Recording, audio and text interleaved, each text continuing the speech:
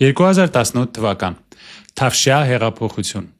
Արդարության, կոռուպցիայի և օլիգարխիայի վերջի խոստումներ մեզ պատմում էին մարդակենտրոն տնտեսության մասին։ Եվ ահա, գրեթե 8 տարի անց պաշտոնական վիճակագրությունը Հայաստանի համար աննախադեպ բարգավաճման պատկեր է նկարում։ Տնտեսական այնպիսի աճ, որին կնախանձեին նույնիսկ աշխարհի ամենազարգացած երկրները։ Բայց ինչ է թաքնված այս թվերի ու պետական քարոզիչների աղմկոտ վերնագրերի հետևում։ Եկեք նախ նայենք այս երկու գրաֆիկին։ Այսպիսով, ինչ ենք տեսնում։ Առաջին գրաֆիկում Հայաստանի անվանական հնան վարչապետի օրոք կրկնապատկվել է, իսկ մեկ շնչին ընկնող հնայի ֆենոմենալ աճ է գրանցել ավելի քան 2 անգամ։ Թվում է, սա աննկարագրելի հաջողություն է։ Փայլուն արդյունքներ, որոնց մասին մեզ անդադար պատմում են կառավարության վերահսկողության տակ գտնվող լրատվամիջոցները։ Բայց մի հարց տվեք ինքներդ ձեզ. արդյոք ձեր կյանքը 2 անգամ լավացել է այս իշխանության գալուց հետո։ Վերջին 7 տարում կարողանում եք 2 անգամ ավելի շատ սնունդ կամ հագուստ գնել, կամ 2 անգամ ավելի հաճախ մեկնել հանգստի։ Կարծում եմ պատասխանը ակնհայտ է։ Այս տարիներին նման բան իրենց թույլ են տվել միայն այս խմբի մերձավորները։ Ավելին, կան թվեր, որոնց հետ վիճել անհնար է։ Այս կառավարության օրոք մեր երկրում աղքատների թիվը գրեթե չի փոխվել։ Հայաստան հոսող հսկայական գումարների ֆոնին հենց իրենց վիճակագրությամբ հայերի միայն 2%-ն է կարողացել դուրս գալ աղքատությունից։ Բարև ձեզ, ես Արտուր Խաչիկյանն եմ և այսօր մենք խոսենք ևս մի Թավշյա ստի մասին, մեր տնտեսական աննախադեպ վերելքի առասպելի մասին։ Վերջին 7 տարում կառավարությունը այնքան պարտք է կուտակել, որ մեր երեխաները ու թոռները դեռ երկար վճարելու են դրա համար, որովհետև հայկական տնտեսական հրաշքը իրականում 2 տարբեր տնտեսությունների մասին է։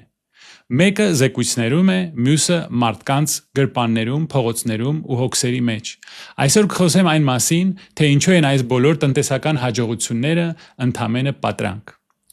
Ժամանակն է պատասխանել հարցերին. ով եւ ինչպես Հայաստանին նստեցրեց պարտքային ասեղի վրա,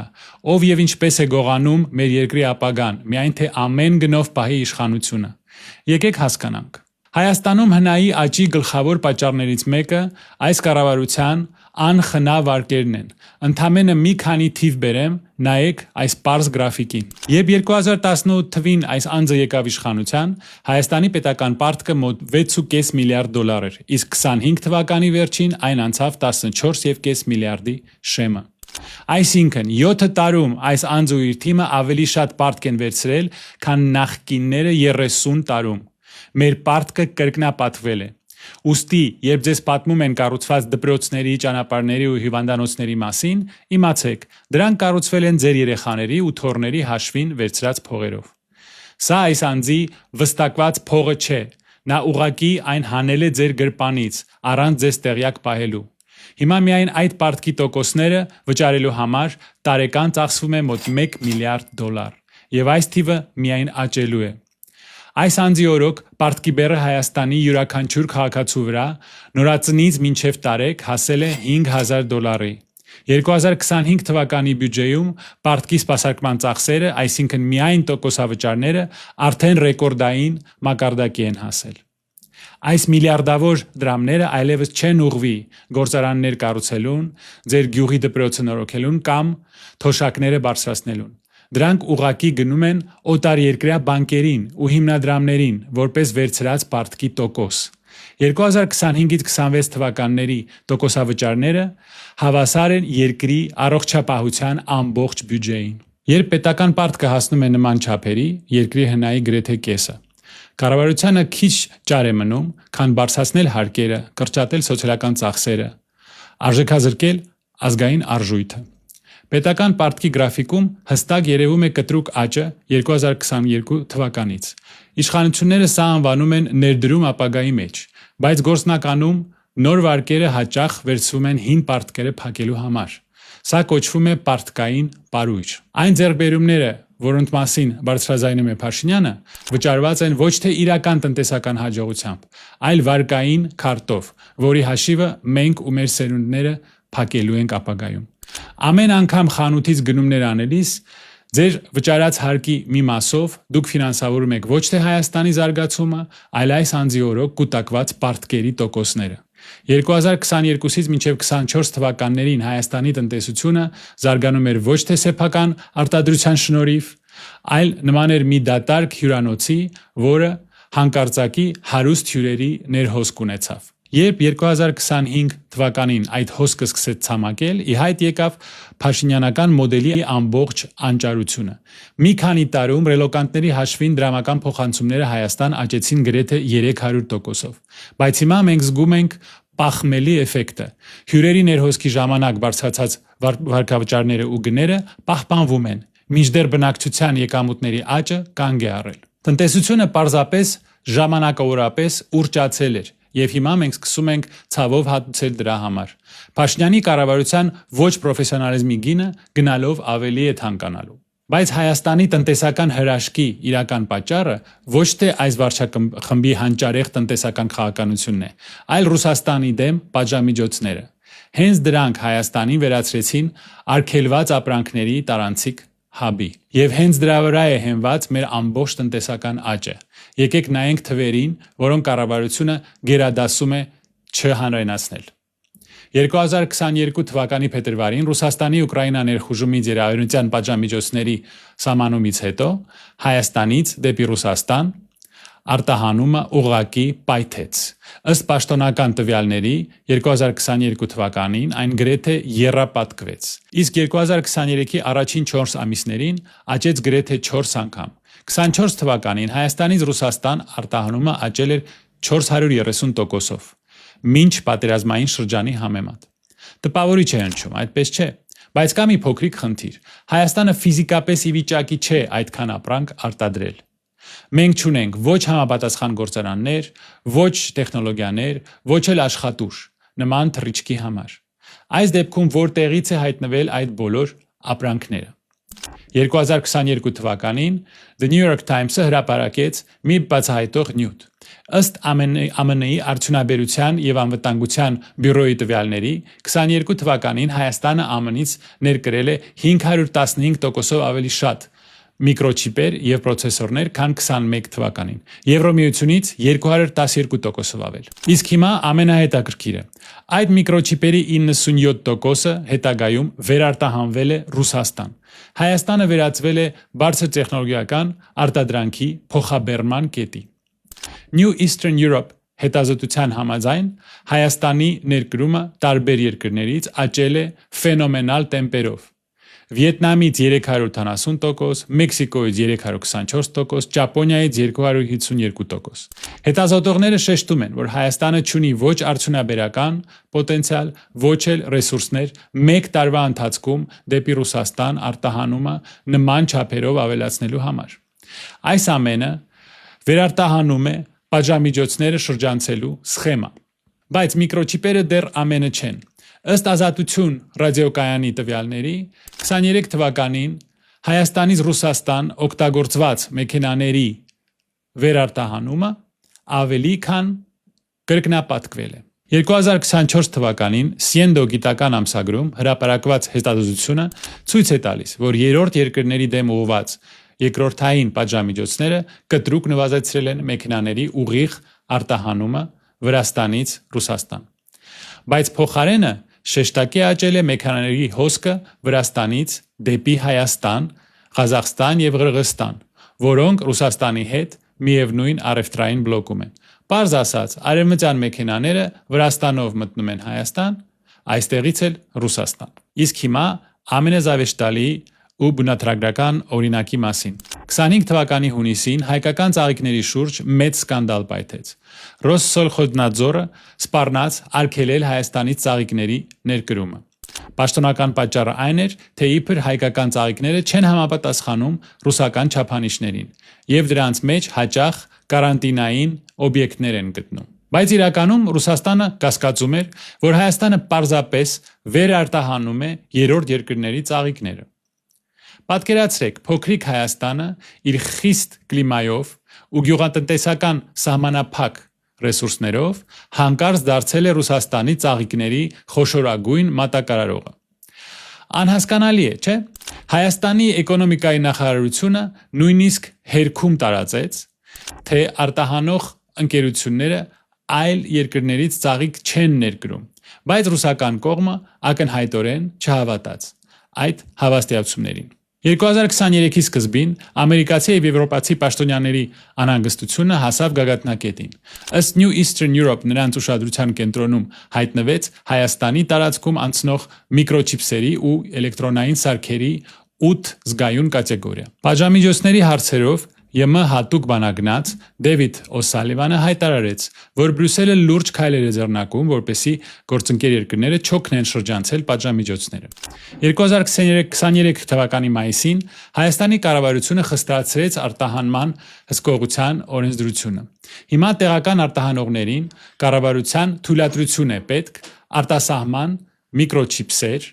տրանսֆորմատորներ, տեսախցիկներ եւ այլ էլեկտրոնային սարքեր վաճառելու համար։ Ամենաուժեղ հարվածը հասցվեց ոսկու միջոցով։ The Insider եւ հետքի հետաքննությունը, որը հրապարակվեց 24 թվականի նոյեմբերին, բացահայտեց, որ հայկական ընկերությունները օգնել են Ռուսաստանին շրջանցել ոսկու առևտրի էմբարգոն։ Ազդեցիկ քաղաքական գործիչների աջակցությամբ 22 թվականից ի վեր միլիարդավոր դոլարների ոսկի է ներկրվել Հայաստան։ Բայց թանկարժեք մետաղը երկրում չի մնացել, այլ դեպի Արաբական Միացյալ Էմիրատներ ոսկու արտահանումը ռեկորդային ցուցանիշների է հասել։ Eurasia-Net-ի 25 թվականի հունիսի 10-ի տվյալներով Հայաստանի արտաքին առևտրաշրջանառությունը 25 թվականից առաջի 4 ամիսների ուղղակի գահավիժել է։ Առևտրի ընդհանուր ծավալը կազմել է 6.3 միլիարդ դոլար, սա 24 թվականի նույն ժամանակաշրջանի համեմատ ահռելի 53%-ի անկում է։ Պատճառը ոսկու ու ադամանդների ներկրման եւ արտահանման կտրուկ նվազումն է։ Ըստ Insider-ի 25 թվականի հունիսի դրությամբ Հայաստանը զգալիորեն կրճատել է ռուսական ոսկու վերարտահանումը, ինչի պատճառով Ռուսաստանի հետ երկկողմ առևտուրը տարեսկզբից նվազել է 3 միլիարդ դոլարով։ Ռուսաստանի փոխվարչապետ Ալեքսեյ Օվերչուկի խոսքով տարեկան ընդհանուր անկումը կկազմի շուրջ 6 միլիարդ դոլար։ Ինչպես հայտնում է Horizon Weekly 26 թվականի հունվարի դրությամբ, Հայաստանի եւ Ռուսաստանի միջև առևտուրը նվազել է մինչև 6 եւ 7 միլիարդ դոլար։ Սա նախորդ տարվա համեմատ գրեթե 50% անկում է։ 25 թվականի առաջի կեսին Հայաստանից ոսկու արտահանումը կրճատվել է 4 անգամ։ Այս ամենի ֆոնին տրամաբանական հարց է առաջանում. իսկ ինչ է կատարվում իրական տնտեսության մեջ։ Այստեղ պատկերը մխիթարական չէ։ Մինչ կառավարությունը մեզ պատմում է հնայի աճի մասին, որի հիմքում կազինոներն են, բանկերը ու ռեստորանները, իրական հատվածը, արդյունաբերությունը անկում է ապրում։ Հայաստանը վերածվում է առնեմ ծախեմի ու մատուցողների երկրի, կորցնելով իրական արտադրության հիմքերը։ Ըստ վիճակագրական կոմիտեի 25 թվականին արդյունաբերական արտադրանքի ծավալը նվազել է 1.2%-ով։ Գյումրիի, Վանաձորի, Հրազդանի գործարանները կամ կիսատ են աշխատում, կամ փակվում են։ Նոր աշխատատեղերը հիմնականում Երևանում են, սպասարկման ոլորտում։ Գյուղատնտեսության բաժինը հնայում նվազում է, մոտ 11%-ով։ Արտադրականությունը մնում է ցածր, իսկ փոքր ֆերմերները անմրցունակ են։ Երկիրը շարունակում է ներկրել սննդամթերքի մեծ մասը։ Մտեք Երևանի կամ Գյումրիի ցանկացած խանութ, հագուստը, տեխնիկան, լվացող միջոցները եւ նույնիսկ տարրական մթերքները, հացահատիկը, ձեթը, շաքարավազը 90%-ով ներկրված են։ Լինելով գյուղատնտեսական երկիր, մենք ներկրում ենք ցորեն, ձեթ, շաքար եւ նույնիսկ միս։ Փաշինյանի օրոք հիմնական մթերքների գծով երկրի ինքնաբավությունը մակարդակը իջել է 50%-ից։ Փաշինյանի կառավարման տարիներին սնունդը ու բնակարանը հայերի մեծ մասի համար դարձել են անհասանելի շքեղություն։ Մենք ավելի շատ ենք ծախսում նրանց վրա, բայց կյանքի որակը չի լավանում։ Վերջի 8 տարվա ընթացքում շաքարավազը, ձեթը, ալյուրը ու միսը թանկացել են 60-ից մինչև 120%-ով։ Ընտանիքների սննդի ծախսերը կրկնապատկվել են, ուտելով եկամուտների ահռելի բաժինը։ Բնակարանների գները թռել են 50-ից 100%-ով, իսկ վարձակալությունը թանկացել է 2-ից 3 անգամ։ Երևանում $300 տրվող բնակարանը հիմա առաջարկվում է $900։ Եթե 2018-ին մեկ մարդու նորմալ ապրելու համար պետք էր $400-500, ապա 26-ին այդ թիվը հասել է $800-900։ Սա ավելի է խորացրել անապահովության զգացումը եւ անհավասարությունը հասարակության մեջ։ Այսօր Հայաստանը հիշեցնում է մի տնտեսական կղզի, որը գրեթե ոչինչ չի արտադրում, այլ միայն սպառում է ներկրվածը։ Մենք միլիարդավոր դոլարներով ավելի շատ գնում ենք դրսից, քան վաճառում ենք մեր սեփական ապրանքը։ Մենք նման ենք մի մարդու, որը պարտքերով է ապրում, ու հորևանի խանութից գնում է բացարձակապես ամեն ինչ, նույնիսկ ջուրը, թեև Փաշինյանը լրիվ այլ բան էր խոստանում, բայց ոչինչ չի արվել, ոչ մի բան։ Նայեք այս թվերին, 25 թվականի դեկտեմբերին, ըստ վիճակագրական կոմիտեի տվյալների, սննդամթերքի գները աճել են հետևյալ կերպ՝ նախորդ տարվա նույն ամսվա համեմատ։ Ձուկը եւ ծովամթերքը 19.5%, սուրճ, թեյ, կակաո 9.1%, ծխախոտային արտադրանք 8.7%, միս 7.9%, յուղեր եւ ճարպեր 6.8%, շաքարավազ, մեղր եւ շոկոլադ 6.7%, կաթնամթերք, պանիր եւ ձու 6.1%, ալկոհոլ 5.5%, հացաբուլկեղեն եւ ձավարեղեն 3.9%, ջուր 3.3%, միրգ 0.7%, միայն բանջարեղենն է ժանացել 7.5%-ով։ 25 թվականի դեկտեմբերին Հայաստանում ընդհանուր գնաճը կազմել է 3.3%, իսկ միայն վերջին ամսվա ընթացքում գները բարձրացել են 1.2%-ով։ Սննդամթերքի եւ ոչ ալկոհոլային ըմպելիքների ոլորտում պատկերն ավելի մտահոգիչ է։ Այստեղ տարեկան գնաճը հասել է 4.3%-ի, իսկ մեկ ամսվա աճը կազմել է 2.9%։ Finport AM գործակալության տվյալներով 25 թվականին սննդամթերքի կտրուկ թանկացումը կազմել է 4.6%։ Համաշխարհային բանկը արձանագրում է, որ 24 թվականի վերջին Հայաստանում գնաճը հասել է վերջին 2 տարվա առավելագույն ցուցանիշին։ Սրա հիմնական պատճառը սննդի եւ առողջապահական ծառայությունների թանկացումն է։ Փաշինյանի կառավարությունը ժողովրդին անդադար վախեցնում է նախկիններով եւ նրանց կոռուպցիայով։ Բայց ինչ ունենք այսօր։ Հիմա պետական մրցույթներում հաճախ հաղթում են իշխող կուսակցության հետ կապված ընկերությունները։ Փոքր բիզնեսի համար արդար մրցակցություն այդպես էլ չկա։ Իշխանությունները ընկերություն են ընտրում առանց մրցույթի, դա հիմնավորելով հրատապությամբ։ Նման գնումների զգալի մասը բաժին է ընկնում բարձրաստիճան պաշտոնյաների կամ քաղաքացիական պայմանագիր կուսակցության անդամների, պատգամավորներին հետ կապված ֆիրմաներին։ Transparency International-ի տվյալներով պետական գնումների ոլորտում կոռուպցիոն ռիսկերը մնում են ծայրահեղ բարձր, քանի որ փողերի բաշխումը թափանցիկ չէ։ 24-ից 25 թվականներին Հայաստանը կոռուպցիայի ընկալման համատվով ոչ մի առաջընթաց չի գրանցել։ Մենք դոփում ենք տեղում, մինչդեռ իշխանության նոր ընկերները տիրանում են բյուջեին։ Սա արագ փող է, այլ ոչ թե կայուն զարգացման հիմք։ Իսկ բրիտանական Lloyd բանկը պնդում է, որ Հայաստանի տնտեսության 40%-ը դեռևս գտնվում է ստվերում։ Չնայած օտարերկրյա ներդրումների աճին, դրանց հիմնական մասը ուղղվում է առևտրի եւ սպասարկման ոլորտներ, որոնք կապված են վերարտահանման հետ։ Արտադրության, բարձր տեխնոլոգիաների ու գյուղատնտեսության մեջ ներդրումները մնում են պատմական նվազագույնի վրա։ Ներդրողները չեն վստահում Փաշինյանի կառավարությանը, դրա համար էլ խուսափում են երկրաժամկետ ծրագրերից։ 21 թվականին Փաշինյանի կառավարությունը խոստացավ մինչև 26 թվականը աղքատությունը կրճատել կրկնակի, բայց պաշտոնական 21 եւ 7%-ը ընդամենը միջին թիվ է։ Իրականում Շիրակի կամ Լոռու մարզերում աղքատության մակարդակը հաճախ անցնում է 30-40%-ը։ Ինչ է սա նշանակում հասարակ մարդու համար։ Աղքատությունը Հայաստանում այսօր միայն սննդի պակասը չէ։ Դա այն է, երբ մարդը 8-ից 10 ժամ աշխատելուց հետո չի կարողանում վճարել ձմռան ջեռուցման համար կամ երեխայի համար նոր կոշիկ գնելը։ Պետական քարոզիչները մեզ անընդհատ պատմում են հնայի աճի մասին, բայց հացի, ձեթի եւ մսի գները ավելի արագ են աճել, քան մարդկանց աշխատավարձերը։ Արդյունքում թղթի վրա դու 5%-ով հարստացել ես, բայց խանութում կարող ես 10%-ով ավելի քիչ ապրանք գնել։ Եվ սա դեռ ամենը չէ։ Հայաստանը վերածվում է քաղաք-պետության։ Գրեթե ողջ փողը, նոր գրասենյակները եւ թանկարժեք մեքենաները կենտրոնացած են Երևանի կենտրոնում։ Սա IT դրախտ է ընտրյալների համար, որտեղ աշխատավարձերը հասնում են միլիոնների։ Դա հրաշալի է, բայց այդ փողերը պտտվում են մարդկանց նեղ շրջանակում։ Մինչդեռ գյուղատնտեսության մեջ կամ մարզային գործարաններում աշխատավարձը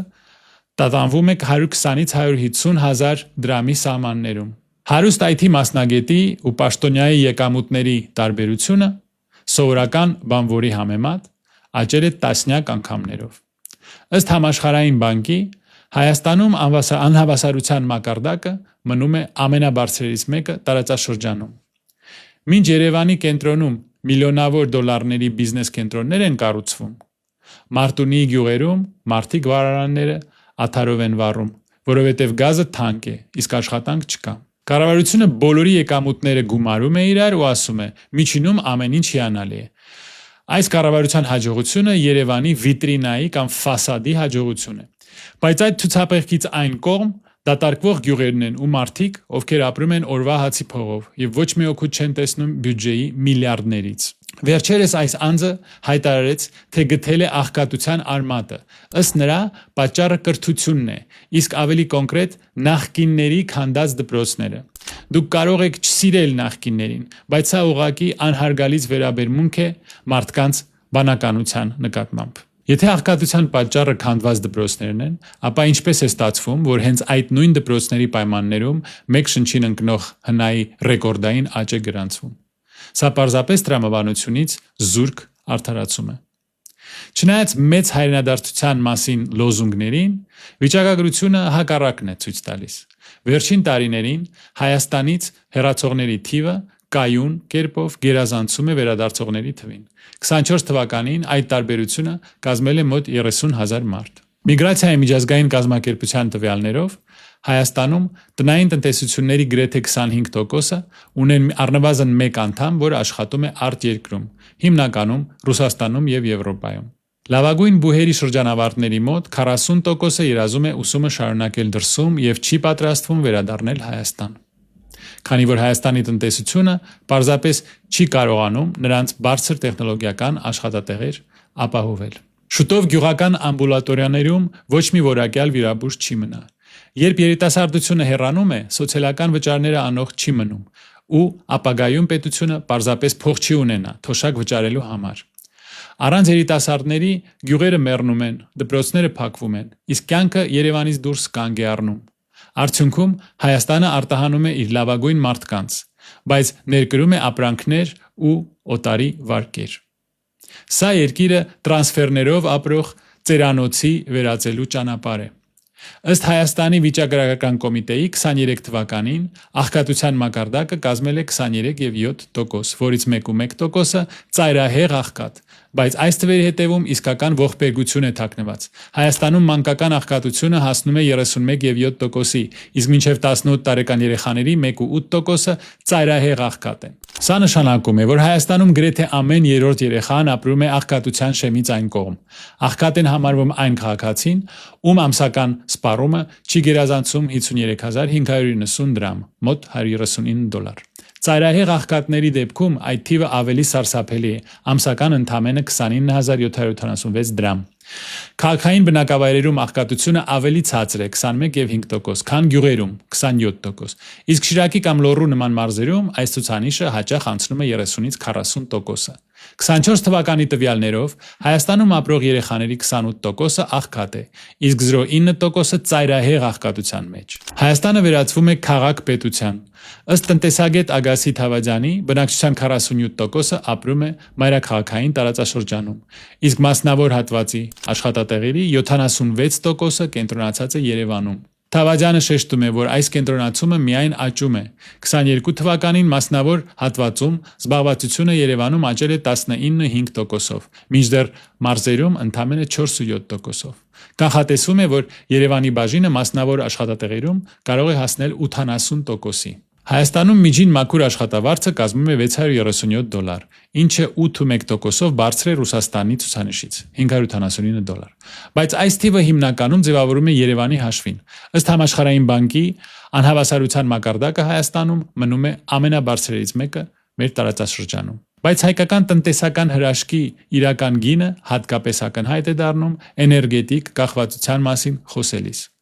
Այստեղ պատկերն ուղղակի սարսափելի է։ Հայաստանի սպառած բնական գազի 88%-ը մատակարարվում է Ռուսաստանից։ Գազը օգտագործվում է թե էլեկտրոէներգիա արտադրելու, թե ջեռուցման համար։ Տրանսպորտի ոլորտն առավել քան խոցելի է։ Մեքենաների 73%-ը աշխատում են գազով։ Բայց սա դեռ ամենը չէ։ Հայաստանի գրեթե ողջ գազային ենթակառուցվածքը գտնվում է Ռուսաստանի վերահսկողության տակ։ Էներգետիկ փորձագետ Արմեն Մանվելյանը նշում է. Մեր ինքնաբավությունը կախված է այն երկրներից, որտեղից ներկրում են գազը ու ուրանը։ Երբ պաշտոնյաները խոսում են ինքնաբավության մասին, ինչու են մոռանում ասել, թե ինչի հաշվին է այն պահպանվում։ Մինչ այս վարչակազմը փչացնում է հարաբերությունները Ռուսաստանի հետ, նա այդպես էլ էներգետիկ այլ ընտրանք չստեղծեց։ Մենք շարունակում ենք նստած մնալ ռուսական գազային ասեղի վրա, մինչդեռ մեր կառավարությունը անում է ամեն ինչ միակ մատակարարի հետ կապերը խզելու համար։ Սահմանամերձ ջերմուկի բնակիչները բախվում են բժշկական ծառայությունների բացակայությանը։ 25 թվականի փետրվարի տվյալներով տարածաշրջանի միակ գործող հիվանդանոցը թերի է կահավորված, ինչի պատճառով մարդիկ ստիպված են 3 ժամ ճանապարհ անցնել մինչև Երևան, նույնիսկ շտապ օգնության դեպքում։ Փորձագետ Անուշ Պողոսյանը զգուշացնում է, որ 25 թվականին ընդունված առողջապահական բարեփոխումները կարող են լուրջ խնդիրներ ստեղծել 26 թվականին։ Դեռ 2025-ի մարտին ԱՀԿ-ն եւ ԵՄ-ն հստակ ծրագիր սկսեց Հայաստանի բժշկական անձնակազմը հզորացնելու համար, ընդունելով, որ կան սուր խնդիրներ, կադրերի պակաս, մասնագետների անհավասար բաշխում եւ բժիշկների հոգնածության ու հուսահատության բարձր մակարդակ։ Եկեք ամփոփենք տնտեսական հրաշքի այս 7 տարիները։ Թվերը չեն ստում։ Պետական պարտքը 6.5-ից հասել է 14.5 միլիարդ դոլարի, 123% աճ։ Աղքատության մակարդակը մնացել է նույնը, 22%։ Մանկական աղքատությունը 28%, ամեն երրորդ երեխան։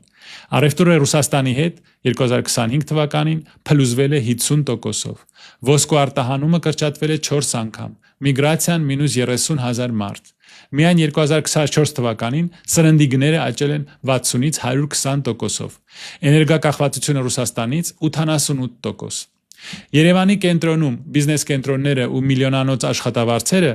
իսկ մայրաքաղաքից ընդամենը 200 կիլոմետր այն կողմ ջերմուկում նույնիսկ հիվանդանոց չկա։ Գյուղերում վարարանը աթարով են վառում։ Աշխատատեղերի 76%-ը միայն Երևանում է, մարզերը մեռնում են, երիտասարդությունը հեռանում է։ Ամբողջ տնտեսական աճը հենված էր առաջինը ռելոկացիայի վրա, ժամանակավոր ներհոսք, որը ավարտվեց, երկրորդը պատժամիջոցների շրջացման վրա, սխեմա, որը փլուզվեց, անխնա վարկերի վրա, պարտք, որը մենք պետք է վերադարձնենք։ Երբ ռելոկանտները հեռացան, իսկ արևմուտքը փակեց ոսկու միկրոչիպսերի սխեմաները, ամեն ինչ փլվեց։ Արտահանումը ընկավ 36%-ով, առևտուրը 29%-ով, իսկ 25 թվականի առաջի 4 ամիսների արտաքին առևտրաշրջանառությունը գահավիժեց 53%-ով։ Հայաստանի յուրաքանչյուր քաղաքացի, ներառյալ նորածինները, արդեն $5,000 պարտք ունեն։ Ըստ ֆինանսների նախարարությանը 26 թվականին պարտքի մարման եւ սպասարկման համար հատկացվել է 1.05 տրիլիոն դրամ, 2.7 միլիարդ դոլար։ Սրանից միայն տոկոսավճարները կազմում են 420 միլիարդ դրամ, 1.08 միլիարդ դոլար։ Սա ավելն է, քան մեր ամբողջ առողջապահության բյուջեն։ Այս փողերը կարող են ուղղվել գործարաններին, դպրոցներին կամ աղքատության դեմ պայքարին, բայց դրանք գնում են օտարերկրյա բանկերին, որպեսզի այս աշխատակազմի ստեղծած պարտքերը մենք մուծենք։ Սա տոկոսն է այդ պարտքերի։ Բյուջեի եկամուտների գրեթե 1/3-ը գնում է պարտքի սպասարկմանը։ Ինչ մնաց վերջում։ Դատարկ գրասենյակներ, հեռացած ռելոկանտներից հետո, անհասանելի գներով անշարժ գույքի շուկա, փչացած հարաբերություններ էներգակիրների մատակարարի հետ, 40% ստվերային տնտեսություն, 0 առաջընթաց, կոռուպցիայի դեմ պայքարում։ Տասնամյակների համար կուտակված պարտքային ռումբ։ Փաշինյանը եկավ մարդակենտրոն տնտեսության լոզունգներով, բայց ստեղծեց տնտեսություն ընտրյալների համար, իշխանության ընկերների, երևանյան այթիշնիկների ու պատժամիջոցների վրա փող աշխատողների համար։ Իսկ սովորական հայը ոչ մի հրաշք չտեսավ։ Տեսավ միայն գների աճ, պարտքի աճ ու հուսահատության աճ։ Երկիրն ուներ պատմական շանս, բայց այն վատնեց ոչ թե ապագա կառուցելու, այլ պահի տակ շահույթ ստանալու, գեղեցիկ թվեր նկարելու ու իշխանությունը պահելու համար։ Մի քանի տարի անց, երբ պարտքի վճարումները դառնան անտանելի, երբ ստիպված լինենք ընտրել տոկոս վճարելու ու դպրոց պահելու միջև, երբ թոշակները սառեցվեն, իսկ հարկերը բարձրանան, հիշեք, սա պատահականություն չէ։ Սա գիտակցված ընտրության արդյունք է։ Նրանց ընտրության, ովքեր նախընտրեցին աճի պատրանքը իրական զարգացման փոխարեն։ Նայեք թվերին, դատարկվող գյուղերին, հեռացող երիտասարդներին, աղքատ երեխաներին։ Սա է հայկական տնտեսական հրաշքի իրական դեմքը։ 7 տարի պատրանք, 7 տարի կորսված հնարավորություններ, 7 տարի գողացված ապագա։ Ժամացույցը թիկթիկում է, հաշիվը ներկայացված է։ Հատուցումը ժամանակի հարց է։